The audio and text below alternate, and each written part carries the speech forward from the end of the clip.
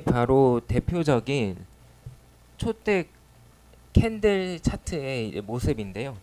그 그래프의 모습이 요 양초를 닮았다, 이렇게 위에 심지가 달려 있는 양초를 닮았다라고 해서 이제 캔들 차트라고 불립니다.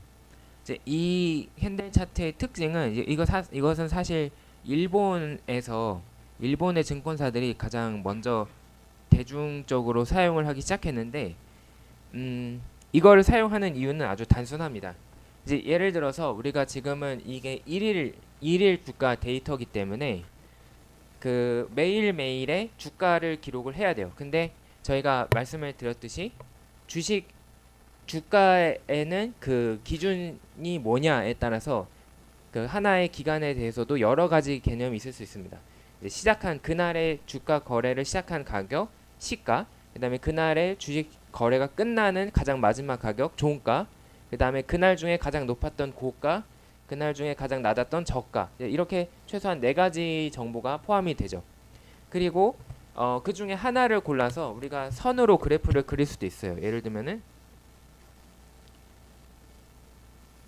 뭐 종가를 기준으로 그래프를 그린다라고 하면은 이렇게 선으로 그래프를 그릴 수 있습니다. 근데 이것은 예를 들면 이 뭐 4월 뭐 3일에 종가는 얼마였다. 그 다음에 4월 4일에 종가는 얼마였다. 이렇게 매일매일 끝나는 시점을 기준으로 그래프를 그릴 수는 있지만, 이때 아쉬운 것은 뭐냐면 그러면 4월 3일 하루 동안에는 주식시장이 얼마나 왔다 갔다 했느냐, 이 주식의 가격이 얼마나 위아래로 오르락내리락 했느냐를 표현을 할 수가 없다라는 단점이 있죠. 그래서 그러한 정보를 보고 싶은 그 목적으로 만들어낸 것이 바로 요 캔들 차트가 되겠습니다. 그래서 요 캔들 차트는 기본적으로 색깔로 그날 동안의 주식시장의 움직임을 표현을 합니다. 요 보면 빨간색과 파란색이 있는데, 빨간색은 뜨겁죠. 그래서 이날은 주가가 오른 날이다 라는 걸 뜻합니다. 그리고 파란색은 반대로 차갑죠. 그러니까 주가가 떨어진 날을 뜻합니다. 그러면은 이 두꺼운 요 네모 모양, 막대 모양의 요 촛대 자체의 그 움직임은 시작과 끝을 나타내는 겁니다. 그래서 이 빨간색, 가장 크게 있는 이 빨간색은 경우는 보면은 12월 12일이라고 되어 있는데, 12월 12일의 시작의 가격, 시가는 여기고 종가는 여기다 라는 거를 나타내는 겁니다. 근데 반면에 파란색으로 있는 긴 거 요거를 찾아서 보면은 요게 1월 8일이니까 1월 7일이라고 생각이 되는데, 1월 7일은 파란색이기 때문에 이거는 거꾸로예요. 그래서 이 위에가 시작이고 여기가 종가입니다. 그래서 여기서 시작해서 여기까지 주가가 떨어졌다라는 거를 표현을 하는 겁니다. 그러면은 이 심지는 뭐냐? 심지는 고가와 저가를 나타냅니다. 그래서 여기까지 올라갔다가 떨어졌다, 그리고 여기까지 내려갔다가 올라왔다라는 거를 표현을 하는 겁니다. 그래서 최종적으로 알 수 있는 건 뭐냐면 이날은 여기서 시작했는데 아마도 중간에 뭐 오전중에 사람들이 주식을 많이 사서 주가가 여기까지 올라갔다가 슬슬 죄송합니다. 자, 다시 할게요. 자, 여기 오늘 이날은 주가가 여기서 시작을 했다. 여기 요 바닥에서 시작을 했는데, 그날 주가가 처음에는 여기까지 떨어졌다. 그렇지만 이게 최저였고, 그 다음에 주가가 오르기 시작해서 그날 뭐 오후 한 2시 3시쯤 되면은 여기까지 올라갔다. 그 다음에 마지막으로 최종적으로 오후 4시에는 여기서 종료가 되었다라는 것을 나타내는 거죠. 그래서 시가, 종가, 고가, 저가를 모두 다 포함을 하는 그런 그래프라고 할 수가 있겠습니다. 자, 그래서 이거를 우리가 한번 재미 삼아서, 사실 안 그려도 되지만 똑같이 그려볼 건데, 이제 그 지난번에 배웠던 이 C본 라이브러리를 이용을 해서 그래프를 그려볼 겁니다. 그러면은 일단 생각을 해야 될 것이 뭐냐? 바로 주가가 상승한 날과 그 다음에 하락한 날을 구분을 할 수가 있어야 되겠죠. 이제 상승한 날에는 빨강색으로 이제 그래프를 그리고, 그다음에 하락한 날에는 이제 파란색으로 그래프를 그려야 되기 때문에 일단 두 개를 구분을 해야 될 겁니다. 그러면 주가가 상승했다라는 기준은 뭐냐? 이거는 아까 저희가 위에서 한 것처럼 이제 종가가 시가보다 높으면 이제 우리는 이걸 상승한 날이라고 할 수가 있고, 반대로 이제 종가가 이제 시가보다 낮으면 이제 이 경우에는 우리가 하락한 날이라고 할 수가 있을 겁니다. 그래서 제가 요 경우를 따로 빼서 업이라고 저장을 했고, 요걸 따로 빼서 다운이라고 따로 저장을 해놨죠. 그래서 이거를 따로 그래프를 그릴 겁니다. 자, 그 다음에 약간의 문제가 있어요. 이제 일반적인 통상적인 막대 그래프는 항상 0에서 시작해서 어느 지점까지 가요.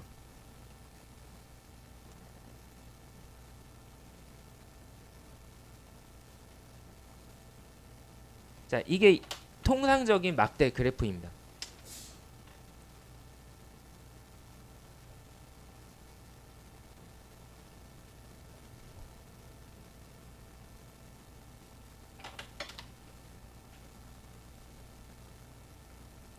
보시면 통상적인 막대 그래프는 하나의 y 값을 가지고 있기 때문에 0부터 시작해서 그 y까지를 막대로 이렇게 쭉 색칠을 해주는 형태가 됩니다. 근데 우리가 원하는 형태는 어떤 형태냐면, 이제 여기 있는 것처럼 이 아래 주가가 0인 것부터 그대로 쭉 칠하는 게 아니라 시작점이 있고 끝점이 있고 그 사이만 막대로 칠을 해줘야 된다라는 그런 특이한 상황이 되겠습니다. 그래서 이거를 우리는 약간의 편법을 써서 어떻게 돌파를 할 거냐, 바로 덮어 씌우면 되지 않을까. 바로 뭐냐면 이 아랫부분을 지워버리면 되는 거죠.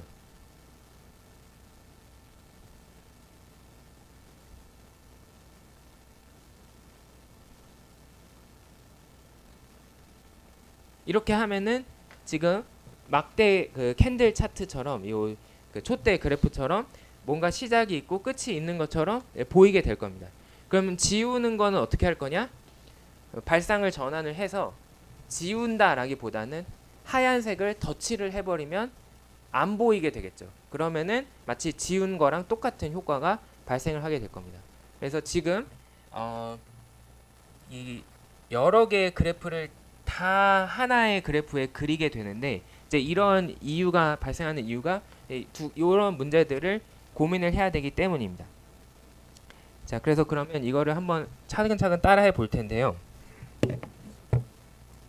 일단은 이 C본 라이브러리를 이용을 해서 그림을 그릴 거니까 이 두 가지는 그냥 무조건 하면 된다. 그래서 임포트를 하고, 그 다음에 요 plt 임포트 하고, 그 다음에 그림을 그릴 자리를 지정을 해줍니다. 요 그래프에다 겹쳐 그릴 거기 때문에 이렇게 지정을 해줍니다.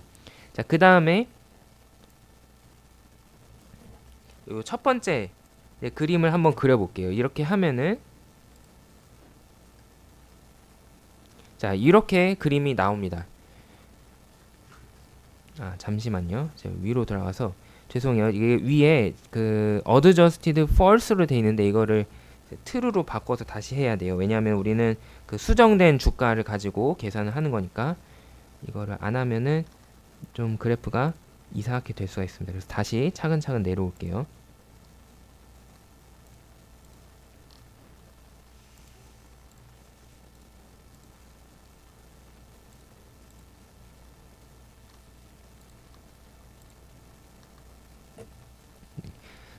네, 지금 보시는 것처럼 빨간색 그래프를 그렸는데, 여기 보면은 빨간색을 그리기 위해서 나머지는 다 우리가 해봤던 거랑 거의 비슷한데, 일단 업이라는 데이터를 가지고 그림을 그릴 거다. 왜냐하면 제가 주가가 올라간 날에 대해서 그림을 그릴 거니까. 그 다음에 X는 이제 데이트, 날짜, 그 다음에 Y는 클로즈, 종가를 가지고 그림을 그릴 겁니다. 그리고 그 다음에 칼라 해가지고 레드로 했어요. 이거는 색깔을 빨간색으로 할 거다라는 거고, 요 위드를 0.3으로 지정을 했는데, 이거는 요 폭입니다. 이 위드를 왜 지정하냐면 저희는 두 가지 굵기를 같이 써야 되거든요. 바로 요 촛대 부분과 심지 부분을 구분을 하기 위해서 이제 좀 두꺼운 부분이랑 그 다음에 얇은 부분을 따로 그려야 되기 때문에 먼저 두꺼운 부분을 표현하기 위해서 위드는 폭은 0.3 이렇게 지정을 했습니다. 이제 그렇게 해서 이제 그린 결과가 이렇게 나옵니다. 그 다음에 이거는 종가 부분이에요. 그러니까는 우리가 여기에 추가해야 되는 포인트는 뭐냐면 어느 시가부터 해서 종가까지 갔다라는 거기 때문에 시가까지는 이 아랫부분을 다 지워버려야 되겠죠. 그래서 추가하면 되는 것이 요 두 번째 바2가 되겠습니다. 자, 이 바2는 보면은 위랑 거의 비슷한데 똑같은 데이터 업에서 날짜로 계산을 뭘 가지고 그림을 그리냐면 시가 오픈을 가지고 그림을 그려라. 그 그래프를 작성을 해라. 그리고 그때 컬러는 화이트로 그래서 하얀색으로 색칠을 하라고 돼 있습니다. 그래서 이것까지 실행을 하면은 자 이렇게 그래프가 날아가는 걸 확인할 수 있습니다. 지금 사실은 첫 번째 그래프가 이렇게 그려져 있는 위에다가 하얀색으로 덧칠을 했기 때문에 우리가 시각적으로 보기에는 여기서부터 여기까지만 그림을 그린 것처럼 나타나게 되는 거죠. 지금 이 뒷부분에 그래프가 안 보이는데 왜 그러냐면 이 뒷부분에는 다 주가가 떨어진 시기예요. 그래서 이때는 이 종가보다 이제 시가가 높기 때문에 이제 자동으로 다 지워지게 된 거를 확인할 수 있습니다. 자, 그 다음에 우리가 추가하고 싶은 것은 바로 요 심지 부분. 요 고가를 나타내는 거랑 저가를 나타내는 심지 부분을 그리고 싶습니다. 그러면 이것도 마찬가지인데 이제 고가까지는 이 그림이 들어가야 되니까 요 바 3를 추가하면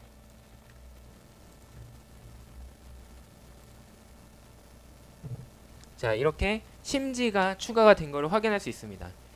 위에랑 유사한데 요 폭을 위드를 0.03으로 훨씬 더 얇게 했죠. 그래서 심지 부분을 표현을 한 걸 확인할 수 있습니다.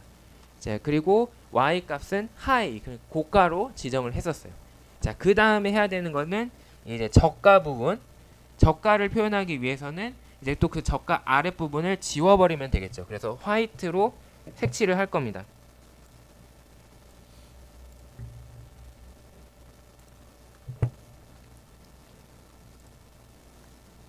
자 이렇게 하면은 색칠이 됐는데 자 여기서 보시면 알 수 있듯이 이제 로우 저가를 그림을 그려라. 그리고 색깔을 화이트로 해라. 라고 해서 이 아랫부분은 쫙 다 지워버린 거를 확인을 할 수가 있습니다. 자 지금 이 경우는 그러니까는 주가가 올라갔기 때문에 빨간색으로 표시해야 되는 부분을 한 거였어요. 그 다음 부분은 이제 다운이니까 유사한데 이제 파란색으로 색칠해야 되는 거였죠.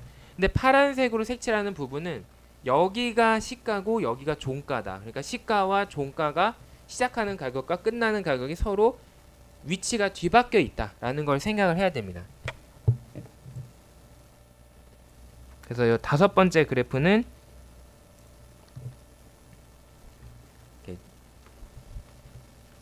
시가까지 요 오픈 시가까지 파란색으로 색칠을 쭉 하는 그래프가 되겠습니다.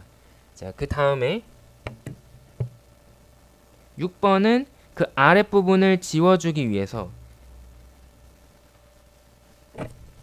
요인 시가 여기는 종가니까 요 종가 아랫부분을 지워주기 위해서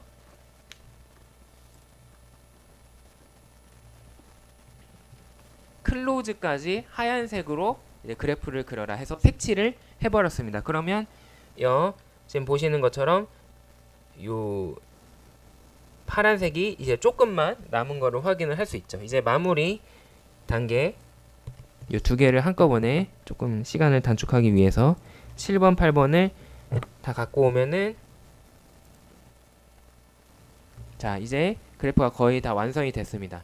먼저 하이니까 이거는 서로 바뀔 필요가 없어요. 왜냐하면은 주가가 떨어진 날에도 위에 있는 가장 위 부분이 하이고 그다음 가장 아랫 부분이 로우니까 이거는 서로 바꿀 필요가 없어요. 그래서 하이를 블루 파란색으로 로우를 화이트로 해서 색칠을 하면 이렇게 그래프가 나온 거를 확인을 할 수가 있습니다. 그래서 그래프 모양은 우리가 만들어졌습니다. 지금 여기 하나, 둘, 3일이 있는데 여기에 거래가 없는 날이라서 이 날에는 지금 그래프가 색칠이 안 된 것을 확인할 수 있습니다. 자, 이제 이 그래프를 좀 보기 좋게 만들어야 되는데 첫 번째 문제가 뭐냐면 이제 날짜 표기가 서로 엉켜 있어서 알아볼 수가 없다. 왜냐하면 우리가 그 전에 그래프를 그렸을 때는 뭐 1, 2, 3, 4, 뭐 100, 200, 300, 400 이런 식으로 간단한 숫자였기 때문에 이제 그림을 그리면 얘가 충분히 그거를 표현을 할 수 있었습니다. 근데 우리가 지금 여기에 날짜로 집어넣는 값은 2018년 4월 며칠 2018 0422 이런 식으로 8글자나 되기 때문에 훨씬 더 자릿수를 많이 차지하죠. 그래서 양쪽이 서로 만나서 겹쳐서 지금 제대로 알아볼 수가 없어요. 그럼 이거를 매끄럽게 표현을 하기 위해서 우리는 어떻게 할 거냐? 이거를 서로 각도를 돌려버릴 겁니다. 그래서 그걸 하기 위해서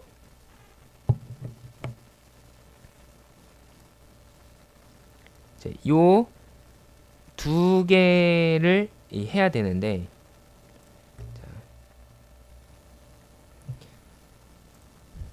자 먼저 네, 차례로 설명을 드릴게요. 첫 번째 요 xis의 set xticks를 한 거는 여기에 지금 그 이거를 몇 개짜리로 할 거냐? 하나, 둘, 셋, 넷, 다섯, 여섯, 일곱, 여덟, 아홉, 열, 열하나, 열둘, 열세, 열네 이렇게 14개의 요 자리를 요 쐐기를 찍어 주겠다라는 뜻인데요. 14개를 찍어 주겠다라는 뜻인데 이제 제가 어떻게 했냐면 이거를 매번 일일이 날짜를 우리가 세서 할 수가 없잖아요. 그렇기 때문에 프로그램에 있는 정보를 가져와서 사용을 할 겁니다. 그러기 위해서 사용을 하는 게 두 단계가 되는데 첫 번째로는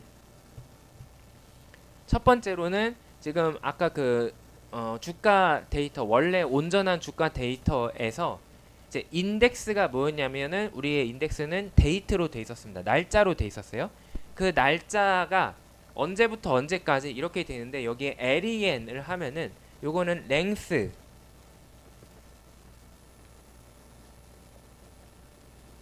이제 길이를 나타내는 겁니다. 그래서 요 날짜가 언제부터 언제까지 해서 몇 개짜리냐라는 거를 세주는 그런 함수가 되겠습니다.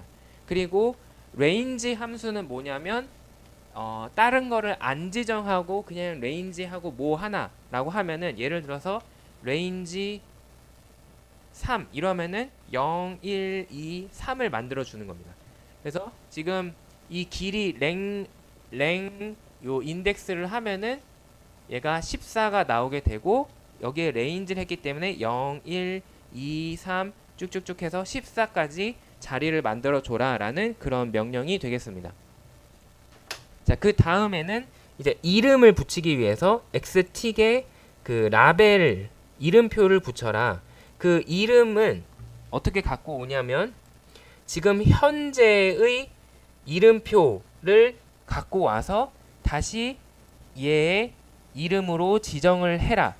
근데 왜 지금 현재 이름을 갖고 오냐면 이 현재 이름에서 살짝 수정을 하게 되죠. 로테이션, 회전을 하게 됩니다. 그래서 지금 현재 이름을 그대로 쓸 건데 그거를 90도 돌려서 써라 라고 이제 작성을 해주게 된 겁니다. 그래서 이거를 실행을 하면 자 이렇게 똑같이 있는데 이게 돌아간 거를 확인할 수 있죠. 이제 4월 23일부터 이렇게 25일, 26일, 30일 이렇게 이런 식으로 서로 돌아간 것을 확인할 수 있습니다. 이렇게 해서 이제 우리가 알아볼 수 있도록 이 X축의 날짜를 표현을 해줬습니다. 자, 그 다음으로 해주고 싶은 건 뭐냐면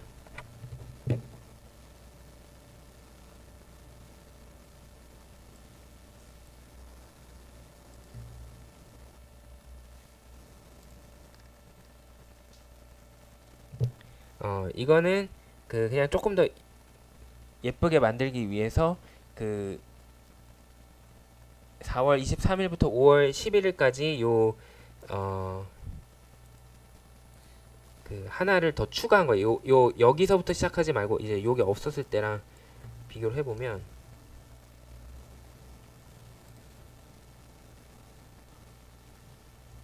지금 이 첫 날짜가 23일 해서 이쪽에 붙어 있고 그다음에 여기 5월 11일 해서 이쪽에 붙어 있는 걸 확인할 수 있는데 이제 제가 한 게 뭐냐면 그거를 이 전 날짜를 시작으로 해서 이거를 좀 간격을 좀 예쁘게 벌려준 거에 의미가 되겠습니다. 그래서 이거는 사실 안 해도 되는데 그냥 한번 포함을 시킨 거고 그리고 또 이왕 말씀을 드리자면은 참고로 제가 그 코드를 실행하다가 중간에 제가 설명을 드리다가 이렇게 샵을 해서 이거를 주석으로 처리하는 때가 있어요. 이제 이거는 제가 이걸 주석 정말 말 그대로 그 설명이라는 주석으로 하는 게 아니라 이제 왜 이렇게 주석 표시를 하냐면 이 주석의 기능을 활용하는 한 가지 방법인데요. 주석은 컴퓨터가 읽지 않는다라고 했죠. 그래서 이 주석 처리를 하면은 이 같은 코드가 있어도 이 줄은 우리가 컴퓨터가 실행을 할 때 스킵을 하고 넘어가게 됩니다. 그래서 어떤 코드가 무슨 변화를 가져오느냐 이걸 확인하고 싶으면은 잠깐 그 부분만 주석 처리했다가 실행해보고 다시 이거 주석을 풀고 이렇게 샵을 지우고 실행해보고 이렇게 두 개를 해보면은 정확히 이 줄 때문에 어떤 효과가 발생하는지 알 수 있거든요. 그래서 여러분들도 이 실습을 하시다가 이렇게 다 쭉 길게 있을 때 이거를 일일이 다 붙여 썼다가 지웠다가 하지 말고 그냥 잠깐 이 줄의 효과를 이해하고 싶으면은 그 부분만 이렇게 주석 처리를 하면은 이 부분이 이 줄이 초록색으로 변하면서 실행이 안 될 겁니다. 이제 그렇게 하면은 여러분들이 그 변화가 어떤 변화가 차이가 있는지를 확인을 할 수 있습니다. 자, 그 다음에 주가는 그냥 제가 편의상 지금 너무 길기 때문에 만부터 5만 넘게 6만까지 있으니까 편의상 그냥 4만에서 6만까지만 하자 라고 지정을 했습니다. 그래서 이 y의 값을 4만에서 시작해서 6만으로 끝내는 걸로 이렇게 바꿨습니다. 그러면은 이제 우리가 조금 더 보기 좋게 4만부터 해서 6만까지 그래프가 나오게 되죠. 그리고 마지막으로 이름을 붙여주자. 지금 현재는 데이트, 클로즈 우리가 사용한 그 값 그대로 들어있는데 이거를 우리가 알아볼 수 있게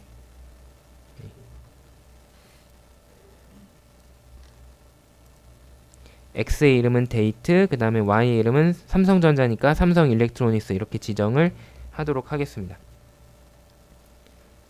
자, 그래서 궁극적으로 우리가 원하는 요 촛불, 촛대 그래프를 작성을 한 거를 확인할 수 있습니다. 이제 보면은 이제 그 우리가 어떤 패턴을 알 수 있는데 지금 이 중간에 비어 있는 부분이 이 삼성전자의 주식이 거래가 정지가 되었던 기간이에요. 왜 거래가 정지가 되었었냐면 이 시점을 기준으로 그 앞에는 뭐 200만 원짜리였던 주식이 쪼개져서 그 시점 이후로 분할이 됐죠. 그래서 그 이후로는 5만 원 얼마짜리 주식으로 바뀌었습니다. 자, 근데 한 가지 아주 잘 보이는 패턴이 지금 빨간색은 다 앞에 있고 파란색은 다 뒤에 있습니다. 이제 빨간색은 뭐냐면 주가가 그날 오른 날이고 그 다음에 파란색은 주가가 다 떨어진 날들이었어요. 시작한 아침 9시에 비해서 저녁 오후 4시까지 비교했을 때 이걸 보면은 우리가 알 수 있는데 주식 분할은 좋지 않다라는 것을 알 수가 있는 또 그런 사건이 한 가지 사례가 되겠습니다. 주식 분할은 사실 그냥 주식 숫자만 늘리는 거예요. 예를 들면은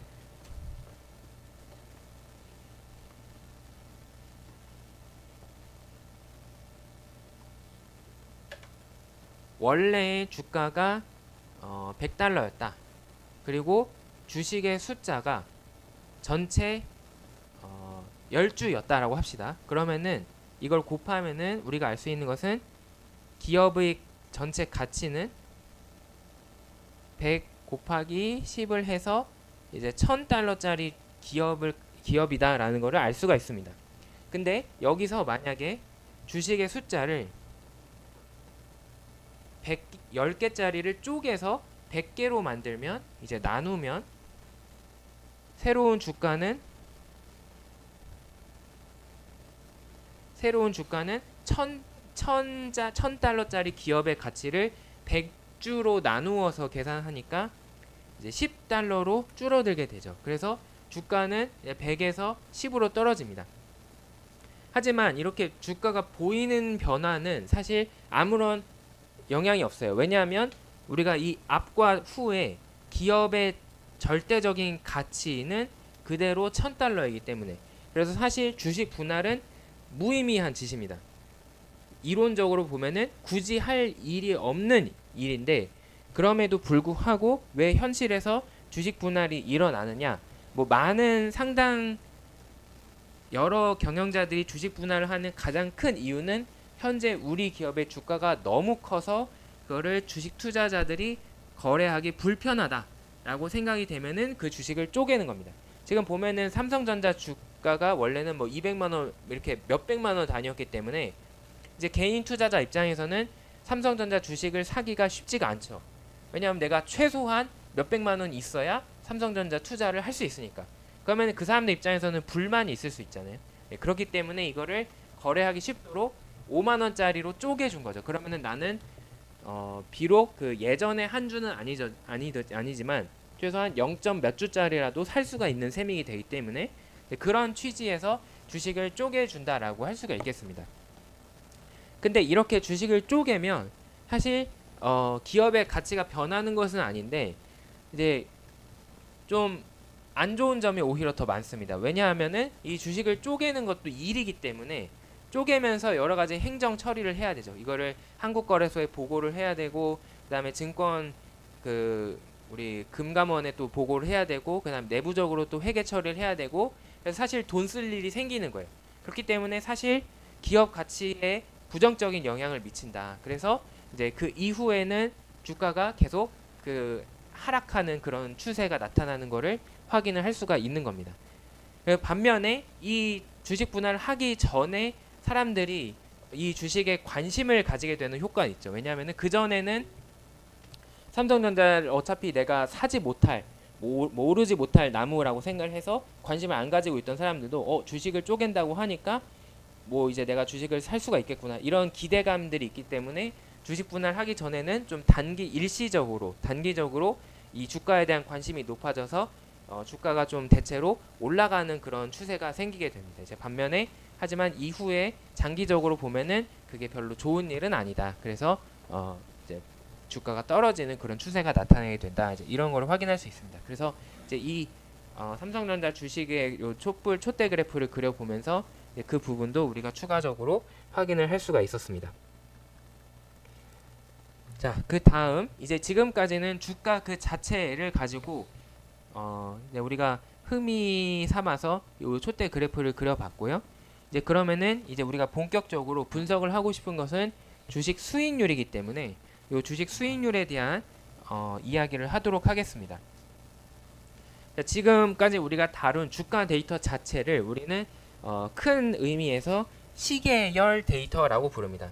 이제 시계열 데이터라는 것은 시계열, 그러니까 시간의 개념이 들어간 연속된 값들이다, 계열이다 라는 거예요. 그러니까는 시간의 흐름에 따라서 데이터가 순차적으로 나타나는 형태일 때 이것을 우리는 시계열 데이터라고 부릅니다.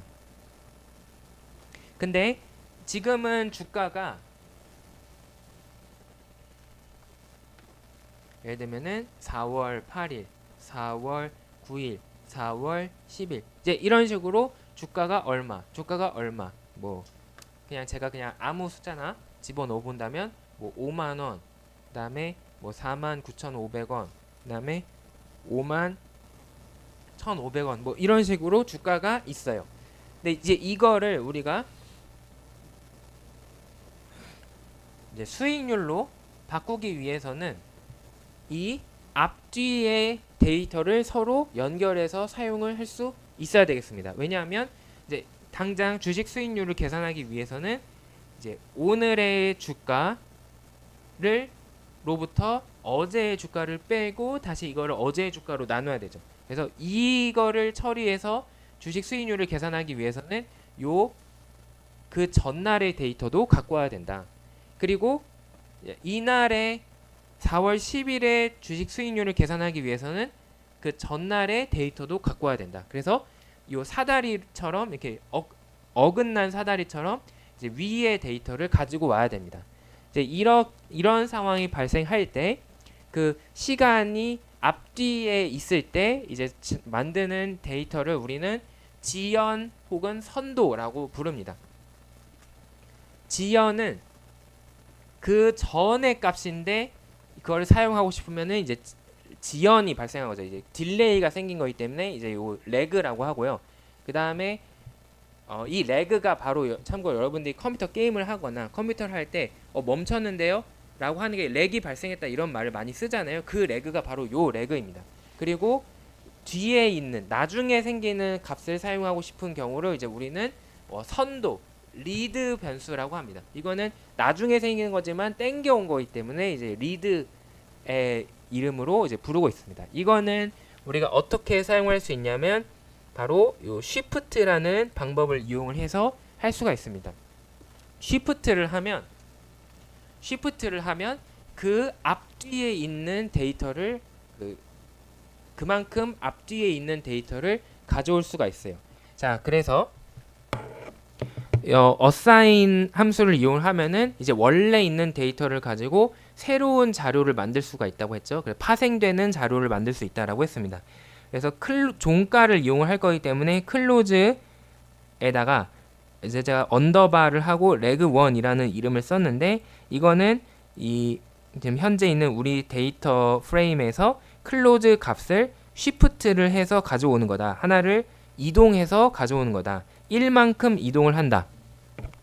그러니까 요 하루 전날 거를 가져와라. 하루 전날 거를 가져와라 라는 의미가 바로 요 쉬프트 변수가 되겠습니다. 지금 여기에 1을 넣었기 때문에 앞에 하나를 가져온 거예요. 근데 만약에 쉬프트 2를 하면 하루 그 이전 그저께의 값을 가져오는 게 이제 되겠죠. 그래서 숫자를 뭘 넣느냐에 따라서 내가 원하는 만큼의 지연 변수를 만들 수 있습니다. 이제 반면에 선도 변수는 어떻게 하느냐? 이제 그 아래에 있는 거기 때문에 마이너스 숫자를 넣으면 됩니다. 그래서 마이너스 1을 넣으면은 이제 이날에 마이너스 1을 넣으면 요 값을 이제 가져오게 되는 거죠. 그런 식으로 내가 원하는 만큼의 또 선도 변수를 만들 수 있습니다. 자, 그러면은 그리고 그 다음에 이제 리턴 그 수익률 함수를 만드는데 수익률은 오늘 주가 빼기 어제 주가 나누기 어제 주가죠. 그래서 요거는 지연 변수, 요것도 지연 변수 이렇게 해서 값을 가져오기 위해서 이제 오늘의 주가에서 어제의 주가를 빼고 괄호 닫고 그거를 다시 어제의 주가로 나눠줘라 이렇게 해서 계산을 한 걸 확인할 수 있습니다. 한번 계산을 해보면 그리고 출력을 해볼게요. 그러면 자, 이제 새로운 세 가지 변수가 만들어졌는데 지금 클로즈 레그 1 그리고 클로즈 리드 1 그리고 리턴 이 세 가지 변수가 생긴 걸 확인할 수 있어요. 이제 보면은 이제 원래의 종가 클로즈는 여기 있는데 클로즈 레그 1은 쉬프트 1을 했을 때였고 그 경우에는 이 51900 4월 23일에 51900에 대해서 그 전날의 값이 51620이었기 때문에 그 값을 여기에 갖고 왔습니다. 그 다음에 51900은 여리로 가고 50460은 여리로 가고 50400은 여리로 가고 52140은 이렇게 가고 하나씩 밀린 걸 확인할 수 있죠. 근데 한 가지 특이한 점이 있어요. 바로 뭐냐면 그러면은 이날의 레그 변수는 뭐냐? 없습니다. 왜냐하면 그 전날의 값을 가져오고 싶어도 그 전날에는 아무것도 없거든요. 데이터가 없기 때문에. 그래서 여기는 비어있게 되는데 그 비어있다라는 걸 표시하는 문자가 바로 NaN입니다. 그래서 이거는 비어있다는 뜻이에요. 뭔가 데이터가 있는 게 아니라. 자, 반면에 요 리드를 하면은 그 나중 날 값을 가져오는 걸 확인할 수 있어요. 그래서 요 리드 1은 요 51900은 하나 위로 가고 50460은 하나 위로 가고 50400도 하나 위로 가고 52140도 하루 위로 가고 이렇게 하나씩 땡겨오는 걸 확인할 수 있죠. 그래서 이게 선도 변수가 만들어지는 것도 확인할 수 있습니다. 근데 가장 아래로 내려보면은 그러면 이날에 땡겨와야 되는 값은 가보니까 없네. 그래서 여기도 이제 비어있는 거를 확인할 수 있습니다. 자, 이렇게 선도 변수, 지연 변수는 땡겨오고 이제 밀어내는 거기 때문에 데이터의 끝과 시작 부분에서 비어있는 데이터가 필연적으로 발생을 하게 된다. 이제 이 부분을 잘 의식을 해야지만 우리가 데이터를 잘 관리를 할 수가 있습니다. 자, 그 다음에 이 정보를 이용해서 만들어진 수익률이 잘 계산이 됐나 이제 비교하기 위해서 제가 요 변수를 냅뒀었는데 이거는 퍼센테이지 체인지, 이거는 그 등락률이라고 이 한국거래소 자체에서 제공을 했던 데이터입니다. 이제 그날 그 전의 자료를 기준으로 몇 퍼센트나 이동을 했냐, 얼마나 오르락 내리락 했느냐라는 걸 기록했는데 이제 우리가 계산한 수익률과 동일하다라는 것을 확인할 수 있습니다. 이제 얘의 단위는 퍼센테이지이기 때문에 0.54%예요. 그러면은 0.0054라는 뜻이고 우리가 계산한 결과도 0.0054 24 이렇게 똑같은 걸 확인할 수 있죠. 이제 이날 두 번째 요 4월 24일의 경우에는 마이너스 2.77%인데 그러면 우리의 계산 결과랑 동일합니다. 마이너스 0.02774 이렇게 우리가 원하는 대로 우리가 의도한 대로 요 수익률이 정확하게 동일하게 계산이 된 것을 확인할 수 있습니다. 그래서 우리가 사용한 요 공식에 따라서 계산한 요 수익률이 한국거래소에서 계산한 주식의 일일 수익률과 동일한 값을 가지고 있다라는 것도 이제 우리가 확인을 했습니다.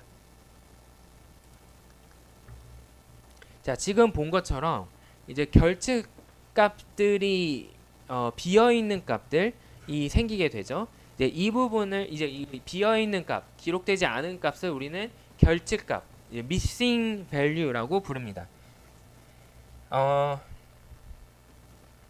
이 missing value가 있는지, 결측 값이 있는지 확인하고 싶을 때 사용할 수 있는 방법이 is NA 하고 물어보는 겁니다. 어떤 데이터 프레임에 대해서 결측 값이 있니? 라고 물어보는 거죠. 네, 그래서 지금 우리가 만든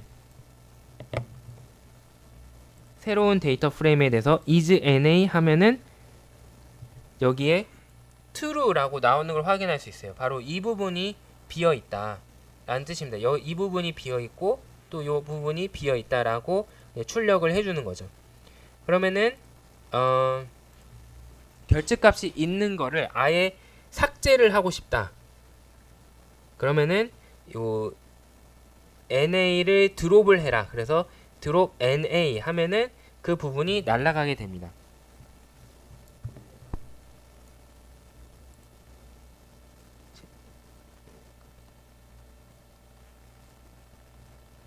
이거 지금 우리가 4번이기 때문에 이거를 4로 할게요. 그래서 4번 요 데이터 프레임에 결측값이 있는 경우를 날려라 라고 이제 실행을 하게 된 결과가 되겠습니다. 그래서 보면은 자, 아까랑 달라진 게 뭐냐면 원래 우리의 데이터는 4월 20일에 시작해서 5월 11일에 끝나는 데이터였어요. 하지만 양쪽 끝에 결측값이 있었죠. 그래서 그거를 드롭을 했더니 4월 20일이 아닌 23일부터 시작하는 데이터가 되었고 5월 10 그 다음에 5월 11일은 지금 그대로 있는데 이게 왜 그러냐면 지금 요 그 결측값을 드롭을 할 때 subset equal RET라고 지정을 해줬습니다. 이제 이거의 무슨 뜻이냐면 너가 요 결측값을 볼 때 요 RET의 결측값이 있는 것만 보고 지워라 라는 뜻입니다. 지금 보면은 RET는 이제 수익률이기 때문에 4월 20일에는 결측값이 있어요. 하지만 요 아래에는 결측값이 없거든요. 그래서 5월 11일 값은 그대로 사용을 한다. 그래서 여기에 비록 요 선도 변수는 비어 있지만 어차피 이건 우리에게 중요한 건 아니고 우리는 요 수익률 계산만 중요한 거기 때문에 지연 변수의 사용으로 인해서 위 앞에 하나의 데이터만 결집값이 발생을 하겠죠. 그래서 그 부분만 지워준 것이다 라고 이해하면 되겠습니다. 근데 만약에 이 부분을 지정을 안 하고 그냥 이렇게 실행을 하면은 이 뒷부분도 날아가게 됩니다. 그래서 해보면, 자, 이번에는 5월 11일이 아닌 5월 10에서 끝나게 되죠. 그래서 마지막 부분도 날아간 거를 확인할 수 있습니다. 이제 완전한 데이터가 되었는데, 이제 이러면은 우리는 사실 수익률을 보고 싶은 건데, 수익률 데이터를 괜히 애꿎게 M1 데이터 하나를 날린 셈이 되기 때문에 아까울 수가 있죠. 그래서 사실은 우리가 목적상 이렇게 다 날릴 필요가 없다. 그래서 리턴 부분에만 결집값이 있는 것만 날리고 싶다라는 것이기 때문에 이제 그렇게 해줄 겁니다. 그래서 다시 돌아가서 다시 원상복구하고 이제 지금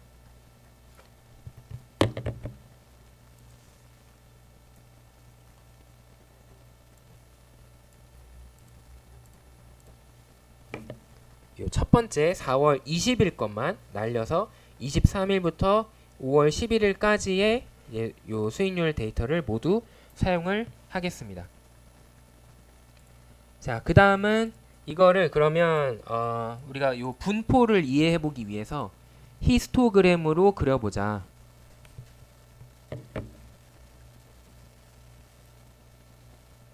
자, 이제 지금까지는 좀 여러분들께 데이터를 좀 직관적으로 설명을 드리기 위해서 좀 길이를 짧게 했어요. 그래서 4월 23일부터 5월 11일까지만 했는데, 이제 좀 긴 데이터를 이용을 해봅시다. 그리고 최근의 데이터를 이용을 해봅시다. 그래서 어떻게 할 거냐, 지금 있었던 삼성전자 데이터를 이용을 할 거예요. 그래서 005930이라는 삼성전자의 코드를 그대로 이름을 사용을 할 겁니다. 그리고 수정 주가로 사용을 하기 위해서 adjusted는 true 해서 수정된 주가를 사용을 할 겁니다. 기간은 어떻게 하느냐, 2019년 12월 1일부터 2024년 12월까지 데이터를 이용을 할 겁니다. 그리고 프리퀀시를 m으로 했어요. 이러면은 얘가 요 PYKRX가 자동으로 그 매 달 단위로 요 데이터를 주가를 만들어 줍니다. 그래서 결과적으로 2019년 12월부터 2024년 12월 말까지 데이터를 이용을 할 건데, 여기서 제가 왜 2019년 12월 데이터를 포함을 시켰느냐, 바로 주식 수익률을 계산하면은 가장 위에 값은 날아가게 된다라는 것 때문이에요. 그래서 사실 제가 사용하고 싶은 데이터는 2020년 1월부터 2024년 12월까지 월 수익률의 데이터를 이용을 하고 싶어요. 근데 2020년 1월의 수익률을 계산하기 위해서는 2019년 12월에 이가 값이 있어야 그거를 비교해서 수익률을 계산할 수가 있죠. 그렇지 않으면 결집값이 된단 말이에요. 그렇기 때문에 일부러 하나를 더 땡겨서 포함을 시켜 놓은 겁니다. 그래서 12월에 시작을 하게 해놨다. 이제 이 아랫부분은 여러분들이 위에서 확인했던 거죠. 인덱스 이름은 데이트로 바꾸고 각 열의 이름을 오픈, 하이, 로우, 클로즈, 볼륨, 트레이드 볼륨으로 바꿔라. 그 다음에 오픈, 하이, 로우, 클로즈만 사용을 할 거다. 그 다음에 한 가지를 더 지정을 하게 되는데, 지금 우리가 사용하는 주식 수익률 데이터는 삼성전자다라는 걸 표현해주기 위해서 티커라는 하나의 새로운 열을 만들고 거기에다가 이 고유 번호인 005930을 써줄 겁니다. 그 다음에 수익률을 계산해 줄 거예요. 그래서 그날의 종가에서 그 전날의 종가를 빼고 그것을 그 전날의 종가로 나누어라 라고 해서 수익률을 계산해 줄 겁니다. 그리고 요 드롭 NA를 하면은 이제 그 결집값은 날리게 되겠죠. 그래서 2019년 12월 말의 값은 날아가게 될 겁니다. 자, 여기까지 해보고 한번 출력을 해볼게요.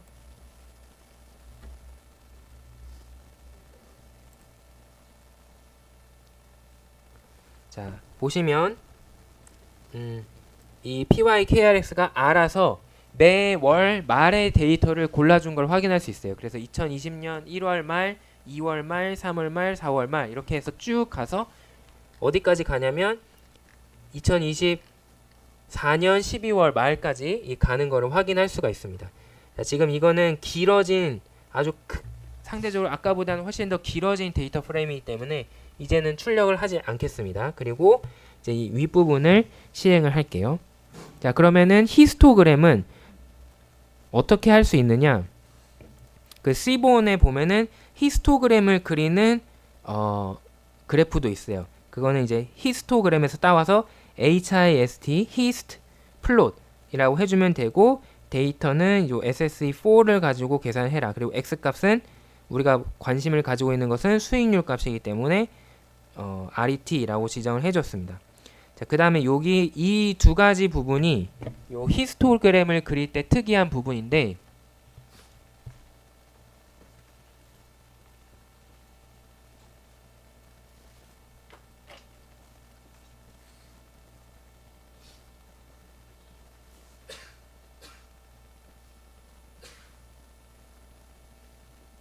자, 이게 여러분들이 아는 중학교, 고등학교 때 배운 히스토그램의 모양일 거예요. 그러면은 지금 여기 있는 것처럼 어떤 데이터를 어떤 기준으로 쪼개서 조각으로 쪼개서 그게 몇 개가 있느냐 이거를 그림으로 그려주는 거죠. 그래서 이 간격을 지정을 해주는 게 바로 빈 위드가 되겠습니다. 요 빈이 보통 일상생활에서 어디 쓰이냐면은 요 밖에 나가면은 복도에 있는 쓰레기통 같은 거 있잖아요. 그런 게 빈이거든요. 그러니까는 그 바구니에 이 자료들을 나누어서 담아라. 근데 그때 나누어서 담을 때의 요 폭의 간격을 0.05로 해라 라는 뜻입니다. 그렇게 지정을 해 놓은 거고, 그 다음에 빈 레인지는 언제부터 시작해서 언제까지 마이너스 0.3부터 0.3까지로 하는 거죠. 그러면은 마이너스 0.3부터 마이너스 0.25 마이너스 0.25부터 마이너스 0.2 마이너스 0.2부터 마이너스 0.15 마이너스 0.15부터 마이너스 0.1 마이너스 0.1에서 마이너스 0.05 마이너스 0.05에서 0 0에서 0.05 0.05에서 1 0.05에서 0.1 0.1에서 0.15 이렇게 0.05 간격으로 쭉쭉쭉쭉 쪼개주게 됩니다. 자, 이 부분까지만 추가를 해서 실행을 해보면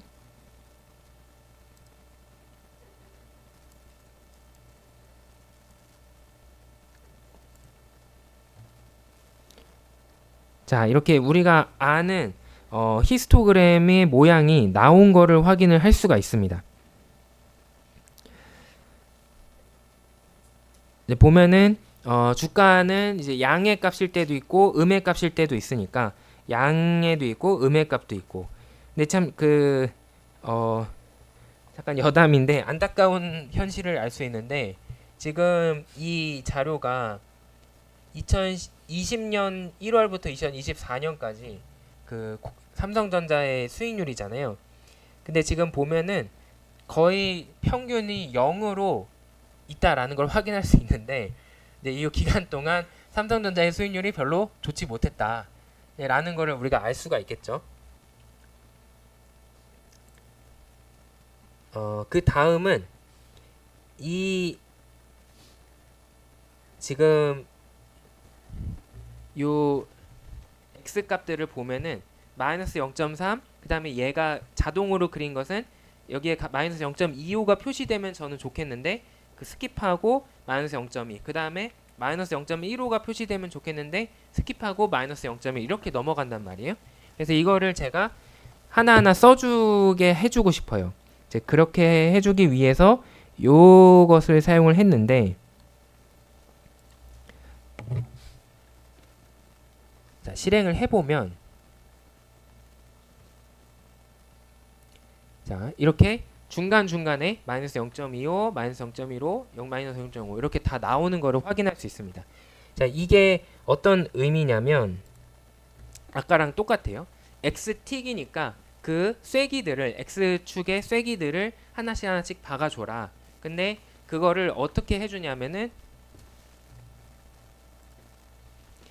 0.05 단위로 박아줘라 라고 이제 해서 지정을 해준 게 되고 언제부터 언제까지 마이너스 0.3부터 0.35가 될 때까지 박아줘라 라고 한 셈입니다. 근데 왜 0.3까지 하는 게 아니라 0.35까지 한 번 더 해주게 되냐면 이게 포문과 같은 원리예요. 제가 포문을 설명을 드릴 때 반복문을 할 때 이제 그 마지막 값은 한 번 실행이 안 되는 상황이 발생하는 경우가 많다고 했죠.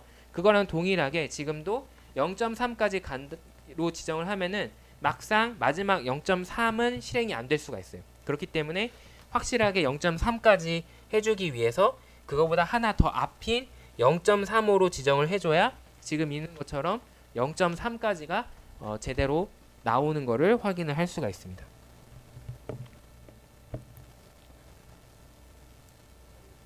그다음 그 다음에 있는 x림은 이제 그 범위를 이제 우리가 원하는 대로 이 불필요한 부분을 잘라내기 위해서 해주면은 이렇게 불필요한 부분이 없어지고 딱 마이너스 0.3부터 0.3까지로 나타나는 거를 확인할 수가 있습니다. 다음은 뭐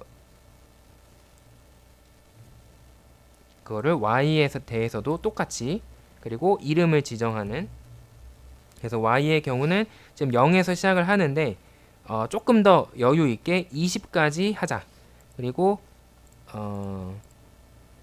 그렇게 2단위로 2, 4, 6, 8, 12 되도록 하자 해서 실행을 해보면 0부터 20까지 나오는 걸 확인할 수 있죠. 여기도 마찬가지로 20까지 나오게 하려면 그 다음번인 22로 지정을 해야 정확하게 20까지 잘 나온다는 거 이제 이것도 한번 참고하면 되겠습니다. 그리고 x축의 이름은 return 수익률 이제 왼쪽에 y 값은 이거는 히스토그램이니까 그게 몇 개냐 센 거니까 count라고 적어놨습니다. 그래서 우리가 요 주식 수익률의 분포를 그림으로 그렸다.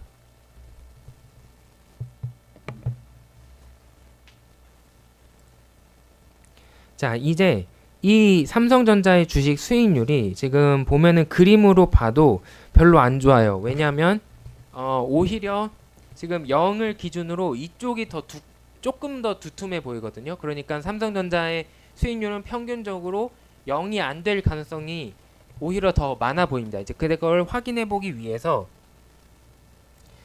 이제 우리가 가설을 세우고 그거를 검증을 해볼 겁니다. 이제 그 전에 앞서서 과연 그러면은 삼성전자의 이 기간 동안에 수익률이 어떻게 되었느냐 이제 우리가 그 전에 배웠던 걸 활용을 해볼 텐데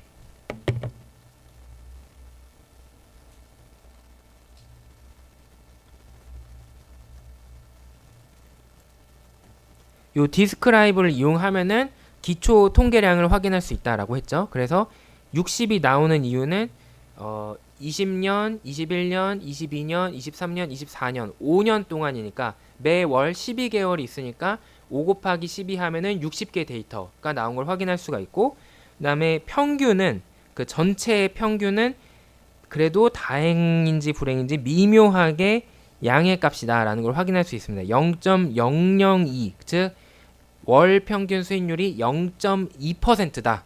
1%가 안 되는 값인 거를 확인을 할 수가 있죠. 자, 그러면은 이걸 가지고 과연 이 0.002, 0.2%라는 수익률이 0보다 확실하게 크다고 할 수 있느냐라는 가설을 검증을 해볼 겁니다. 이제 이거를 하기 위해서 필요한 게 바로 요 SciPy 라이브러리의 스태츠, 요 통계 부분만 가져올 겁니다. 이거는 통계 패키지 부분이고 그 중에서도 이 t 검정을 하나의 표본이 있을 때 t 검정을 하는 거는 t-테스트 원 샘플. 그래서 이거를 우리가 사용하고 싶은 데이터는 SSC4의 리턴 부분이고 그다음에 그게 0보다 큰지 작은지를 검정을 해봐라 라고 물어보면은 출력을 해줍니다. 그래서 t-테스트 리절트 해서 나오는데 보면은 평균이 그래서 그 P값 여기서 중요한 거는 요 P값만 잘 보면 돼요. P값이 0.83 즉 84%가 나왔어요.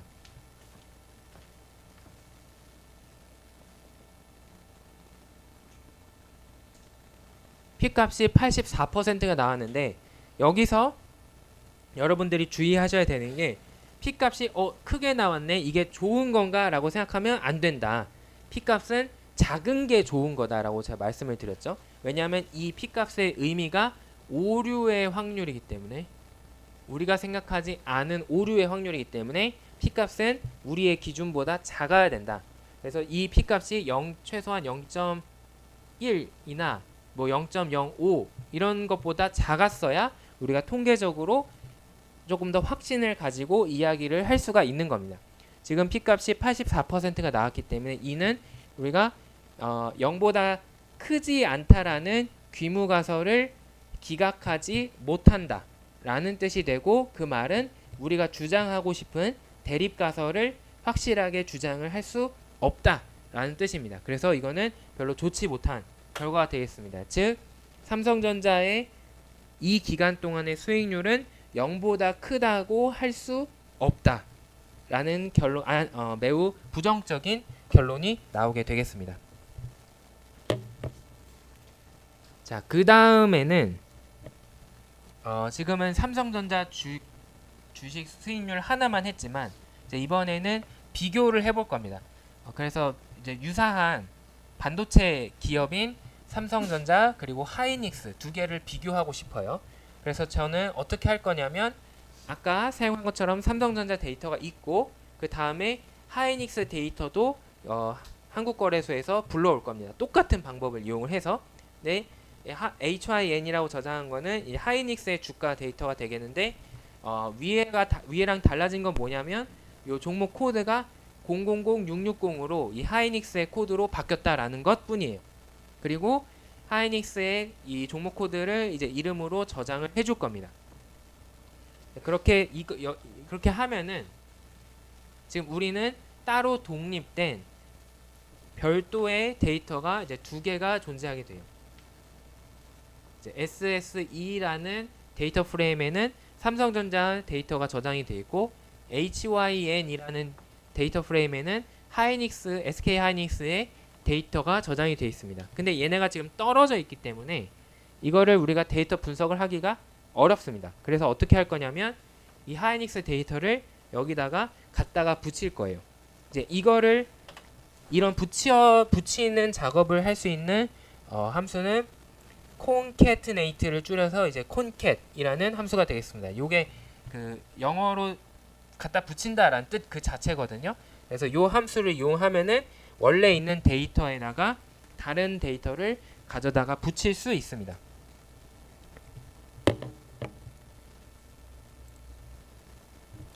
자, 그래서 요 SMC는 제가 왜 SMC라고 했냐면 세마이 컨덕터니까 반도체가, 그래서 세마이 컨덕터 해서 이제 SMC라고 한 거고, 콘캣을 이용해서 SSE3와 HYN 하이닉스 3를 가져다 붙여라 라고 한 겁니다. 이제 여기까지 하면은 실행이 되는데, 이제 이 부분을 빼고 이렇게 하면은 실행이 되는데,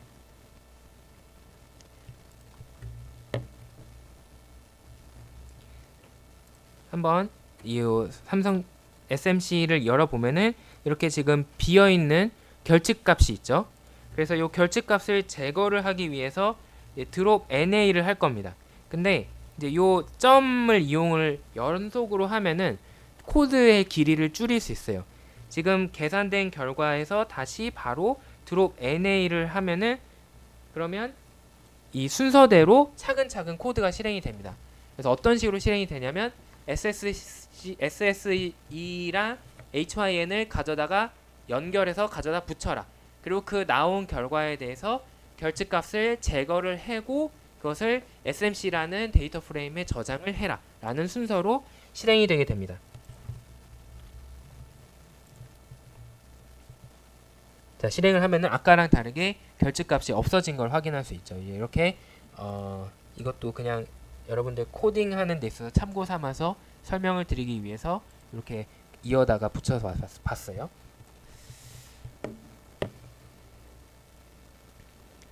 자, 그 다음에 우리가 데이터를 분석을 하려면 가장 먼저 중요한 게 그 통계 기법을 먼저 사용하는 게 중요한 게 아니고, 일단은 어떤 그 데이터에서 패턴이 보이는가, 이것부터 먼저 항상 확인을 하셔야 돼요.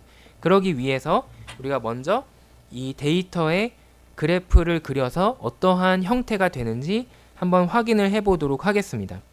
이거는 사실 제가 C본 그 라이브러리를 설명을 드릴 때 했던 똑같은 건데, 어떻게 할 거냐면 그 두 개의, 지금 삼성전자의 주식 수익률, 그다음에 하이닉스의 주식 수익률, 요 두 개를 가지고 그룹으로 지정을 해서 그 그룹별 삼성전자의 주식에 대한 평균 수익률, 하이닉스에 대한 평균 수익률, 이거를 aggregate 함수를 이용해서 계산을 할 겁니다. 그리고 그거를 막대 그래프로 두 개를 비교해서 출력을 하게 할 겁니다. 이제 이 부분은 제가 그 이전에 설명을 드렸던 코드니까 생략을 하고 실행을 해볼게요.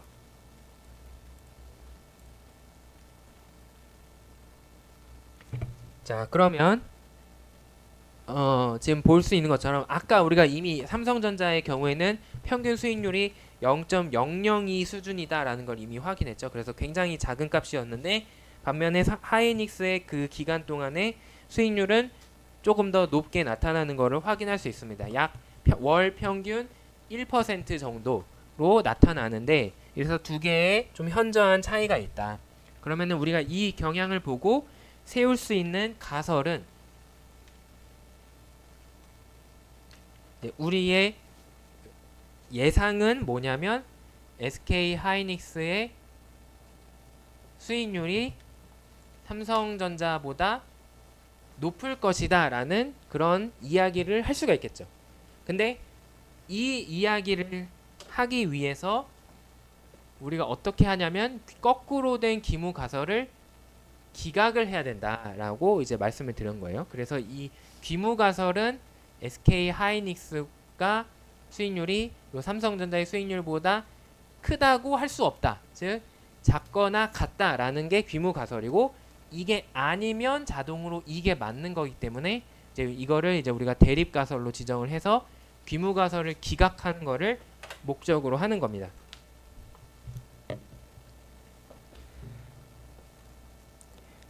자, 그것을 실행할 수 있는 통계 함수는 아까랑 비슷한 이름을 가진 t-test_ind가 되겠습니다. 그래서 이거는 아까 위에는 원 샘플이었는데 이거는 두 개이기 때문에 자동으로 비교를 해줍니다. 그래서 어떻게 하냐면 이제 이렇게 했는데요. 저는